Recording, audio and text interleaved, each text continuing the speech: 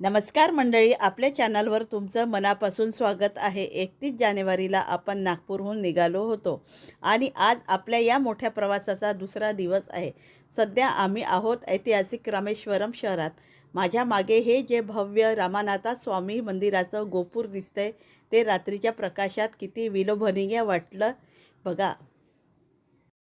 इथे प्रचंड गर्दी आहे, पण इथली ऊर्जा खरोखरच काहीतरी वेगळी आहे। या जुन्या मंदिर परिसरातून चालताना इतकी माणसं असूनही एक वेगळी शांतता जाणवते। इथल्या दगडी कोरीव कामात इतिहास जिवंत असल्यासारखा वाटतो। जर तुम्ही दक्षिण भारतात येणार असाल तर मदुराईची ही नाईट वाईब नक्की अनुभवा। शुभप्रभात। आता आम्ही पोहोचलो आहोत पवित्र रामेश्वरममध्ये। इथलं वातावरण खूपच प्रसन्न आणि सागरी वाऱ्यामुळे सुखकारक आहे। इथे आल्यावर आम्ही सर्वात आधी ते बघायला गेलो ज्याबद्दल आजवर फक्त कथांमध्ये ऐकलं होतं, राम सेतूचे तरंगणारे दगड।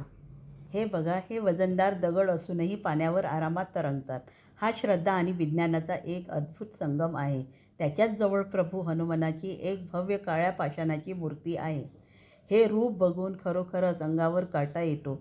इथे उभं राहिल्यावर रामायणामधल्या त्या काळाशी आपलं नातं जोडलं गेल्यासारखं वाटतं।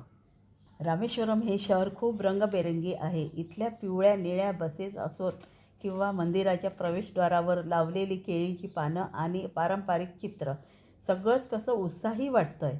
आता आम्ही मुख्य मंदिराकडे निघालो आहोत दर्शनासाठी आणि तिथल्या 22 पवित्र कुंडामध्ये स्नान करण्यासाठी। प्रवास अजून खूप बाकी आहे आणि तो अधिक सुंदर होत जाणार आहे। त्यामुळे व्हिडिओला लाईक करा आणि आपल्या नागपूरकर रोशनी चॅनलला सबस्क्राईब करायला विसरू नका। भेटूया पुढच्या भागात।